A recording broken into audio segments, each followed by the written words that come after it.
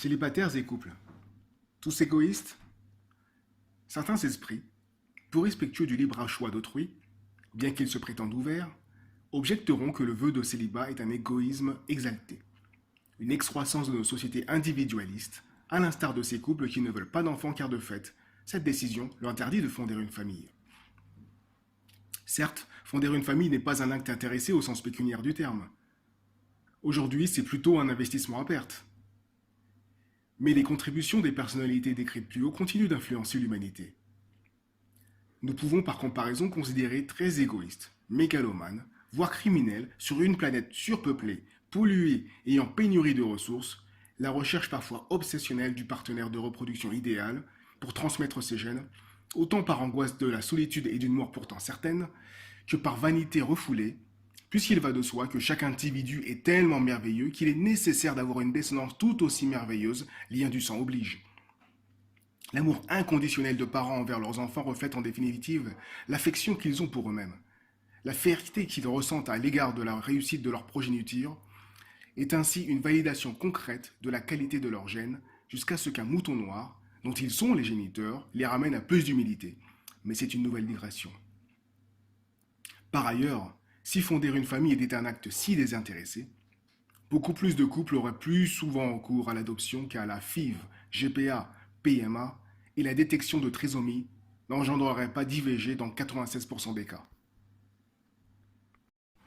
Obsession du couple pour fuir la solitude. Aujourd'hui, sur une planète où le mode de vie occidental devient mondial, où les questions matérielles ont supplanté l'enjeu spirituel, les individus, peu au fait des traditions de leurs ancêtres, éloignés de leur famille et de leurs amis, salariés du tertiaire isolés dans les grandes villes, l'aspiration à une vie de couple épanouie semble devenir l'alpha et l'oméga, et le sexe son ciment.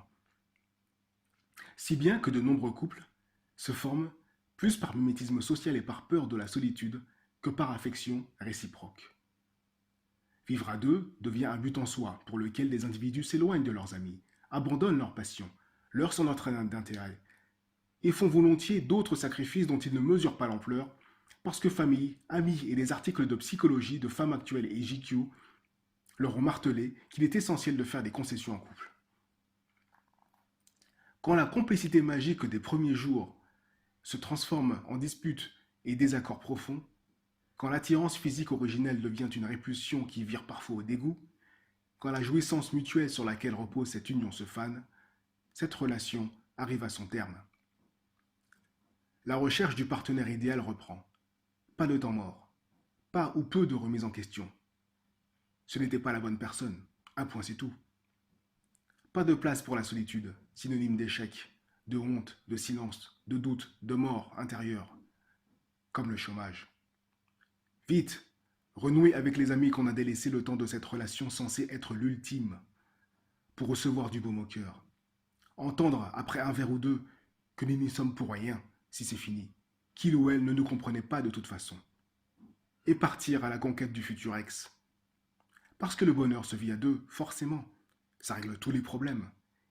Et puis la solitude, c'est pour les désespérés, les ratés, les losers. C'est la fin de l'extrait du livre Réflexions d'un loser sur la séduction.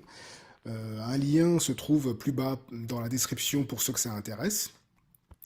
J'espère en tout cas que vous avez apprécié ce passage. Quoi qu'il en soit, vous pouvez commenter, partager, liker. Hein, surtout, n'hésitez pas à faire ça. D'autres extraits sont à venir. D'ici là, portez-vous bien et à très bientôt.